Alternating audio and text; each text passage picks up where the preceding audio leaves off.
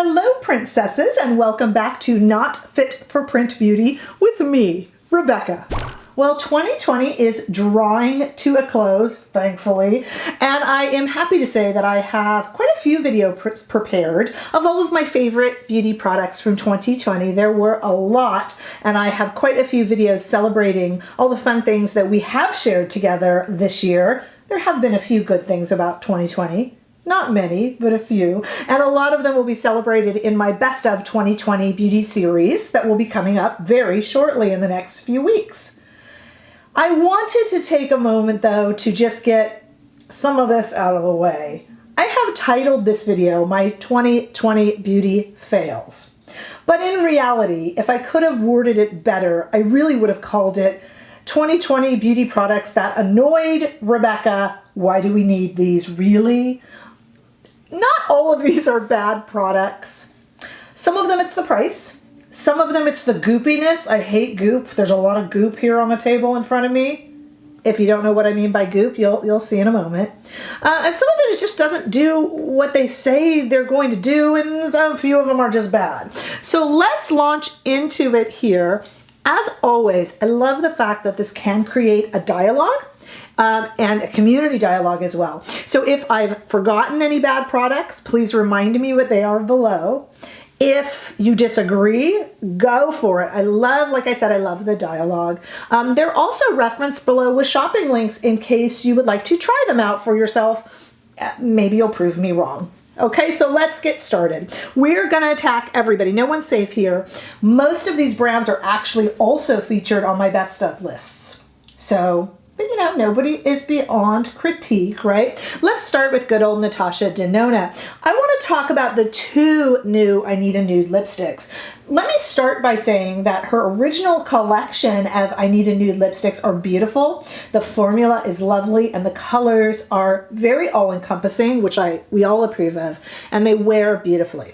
The two I Need a Nude colors, however, that were released with her bronze release, she just did two. To me, I want to find the people that these look good on. Everyone I know, including myself, these look like concealer lips. I'm only talking about these two. This is Andrea, I think is the name of this one, and there was one other, and I found them just terribly unflattering on everyone, so tell me if they worked for you.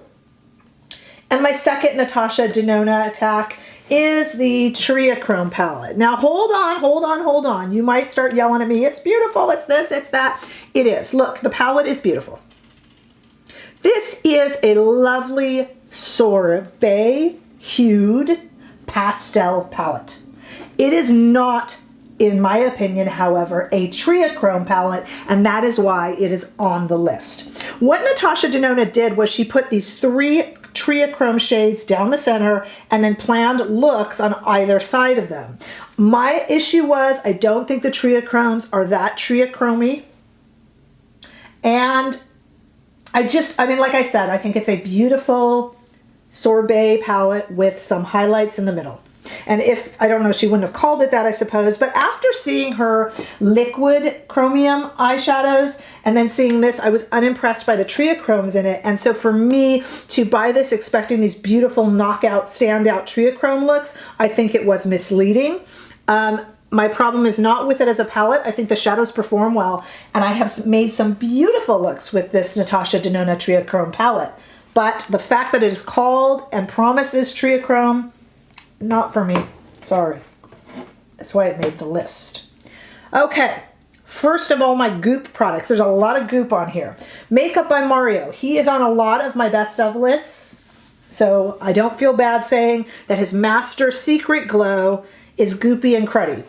Let me show you what I mean. Look at the gouge. See the gouge in there? That is from me accidentally sticking my finger in it. I'm going to repeat this a few times in this video. There are some amazing highlighters on the market in cream and in powder. Why people constantly want us to put basically petroleum jelly on our faces and eyes, I have no idea. They're always goopy. They're always sticky. Your hair is always going to stick to them.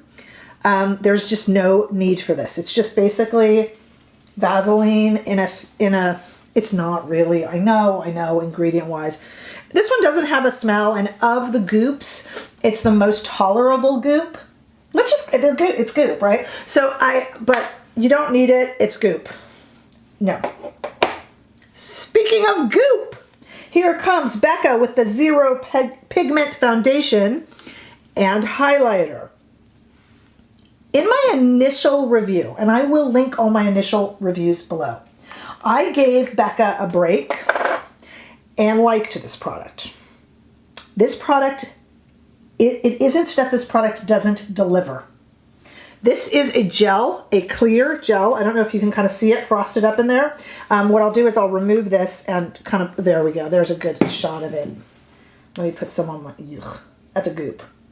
That's like the ectoplasm in Ghostbusters, you know, slime. It's slime. It's not that it doesn't work. It does smooth your complexion. And I liked that. I mean, I've done a few looks with this goop. I'm sorry, with the Zero Pigment Foundation. I won't call it goop. That have been pretty. If you want to know makeup look. But it is applying slime to your face. It is gimmicky and it's goopy and there's no need. Again, we have a highlighter. It's pretty. It's not sticky, but it's goopy. I don't want to apply. Again, tell me if I'm wrong and you're welcome to disagree. It's goop. I just don't want to put like goop and slime all over my face. It might be a texture issue with me, you can tell me, but I think this collection was just stupid. There's no need for this. It's goop. It works. If you have it, you'll use it. There's just no need for this. It's goopy. Okay, let's talk about Melt. Melt Cosmetics. I have always liked their stacks, but they're awkward. I have never loved their palettes. They did this weird, this one got on the list because it's weird. They did this really weird Beetlejuice launch that was extremely hyped. They started the hype before Halloween, and it seemed like a Halloween release to me, and then it was delayed until the end of November. And maybe Melt has an excuse for this. I'm wondering if it's some sort of a Corona distribution issue, because it should have been a Halloween release. It was overpackaged, overpriced, overhyped. So here is the waiting room palette. And it had this, you know, it's really nicely packaged and all, but my goodness, who needs that much red? Look at all those red shadows. That's a lot. Those are big pots there of red. Pans, I should say, of red. I just don't think anyone needs that much red for the price and the amount of heavy packaging. I really like this lipstick formula, but in some of these darker colors, it does that horrible thing that liquid lipsticks do, where they'll find the driest part of your lip and stick there. So hours later, it's kind of gone, except in like spots, and it's not a good look. I don't have a problem with the collection. Something just happened weird with the hype, and it was just overhyped, and it felt like when it finally launched, people were just like, meh. I don't understand where they were going with that amount of excitement surrounding it. I felt it didn't live up to it and couldn't have lived up to it. There was a lot of hype there. I just reviewed the Urban Decay Decades palettes, and they are super fun. They're inexpensive. They're $25 each, and they're inexpensive and super fun, and they are a great way to celebrate the decades that have passed. The 80s Pop Queen Urban Decay palette, however, is terrible. This one made the list because it's just bad. The color story is silly and frivolous. That's my opinion, but this is all about my opinion. This part is not my opinion, really. They are patchy. They don't go on the eyes well. So even if you want to have fun with this color story here, you're really not able to. They leave gaps in the eye, and they are patchy and don't apply well. So if you're looking at the Urban Decay Decades palettes, they're a lot of fun, and I do encourage you to, but you can safely, trust me, skip this one. Again, comment below if you disagree. You might disagree with me. Let's talk about Patrick Ta. Patrick Ta is one of my most beloved makeup lines, so he will be included a lot in my best of list. But let's talk about what I don't rate. Number one, his brow wax. So this brow wax, there's a clear version, and this is the tinted. And what you are to do is spray it with like maybe like a MAC Fix Plus, and then get the toothbrush-like brush in there and then brush the brows. It works. It's pretty. For me, I don't want to take that much extra time. I have never been a shape the brow perfectly person. If you don't mind taking a while to do your brows, this might be right up your alley. For me, I don't like that you needed the brush, which was sold separately. I didn't purchase the brush, but I don't like that. I didn't like that you had to spray it. You had to, again, it's just a time-consuming thing. The product works. If you like a feathery brow look, it absolutely works. It's just not something I reach for. Not a fail, just not up my alley. Got two more Patrick Ta products here. Okay, this All Over Glow Balm. Goop. Look at the goop. It slid to one side and it has never slid back. Even when I stored it like this, it didn't.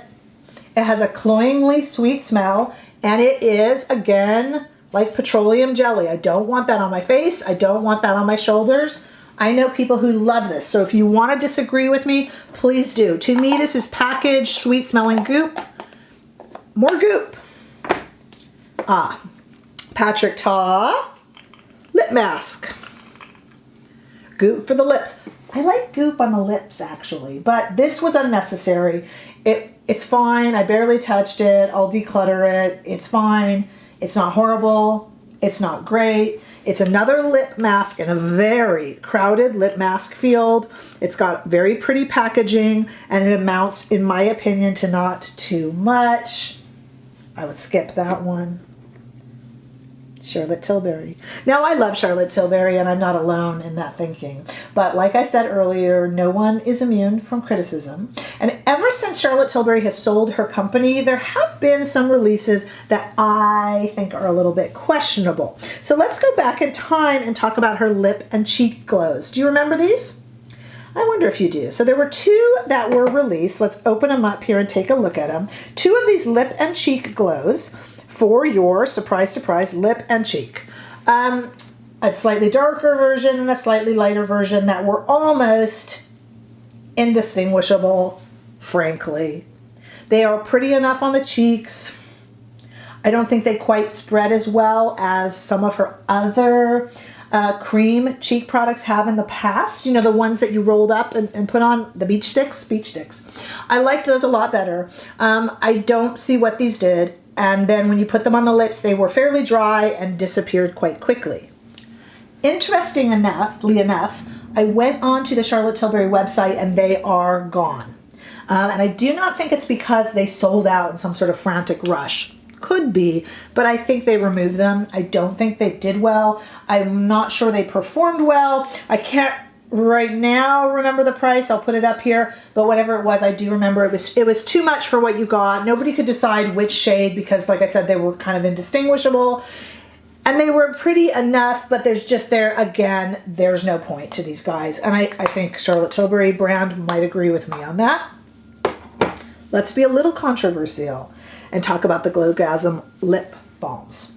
They come still in red, and this one is clear. I just took a sniff of it because they have a weird, to me, tutti frutti scent. They turn your lips pink or kind of a shade of a ruby when they mix with the pH balance of your lips. I think it's a gimmick. I have worn it. I will wear it. I won't declutter this. I put it in my bag. I love lip balms. I definitely wear this. It is a gimmick though. It's always going to turn everyone's lips that kind of purpley pinky color. And I would just rather buy a lip balm that is the color that I purchase. Again, it's very comfortable on the lips. I'm not a huge fan of the cloyingly sweet tutti frutti color.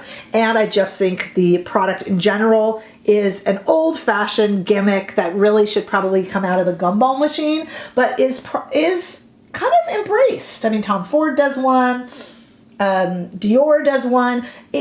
So these are popular, and I always fall for the gimmick. Maybe I'm just upset because I always fall for it. Maybe it's a personal issue, but we don't need this. This is a gimmick. And last but not least, I bet if you've been watching my videos lately, you knew this one was coming. The darn Charlotte Tilbury lip oils. They are very, very pretty. They are just an oil. They are just an oil for your lip though, and they're $40 each. There's just, that shouldn't be $40. This one is on here truly for the price. They are very, very pretty. They're a nice little oil. They're scented. I mean, there's not much of a scent. They feel nice on the lips. They're $40 each. Absolute ripoff. Totally not needed. So many other products out there. I just had to put these on solely for the price. Now that I have gotten that purge out of the way, I can focus on the videos that celebrate all the good things that have come out in 2020. Now that we've gotten this out of the way, once again, like I said earlier, you can see my original reviews. Most of them aren't bad below. And please add your 2 or 3 cents. I would love to hear what you guys think, if you agree or disagree. Give this video a thumbs up if you enjoyed it, and I hope you did. And once again, the highest compliment that you can give me is to subscribe to my channel. So I hope that you do so. There are shopping links below, and I will see you all in the next video. Bye-bye.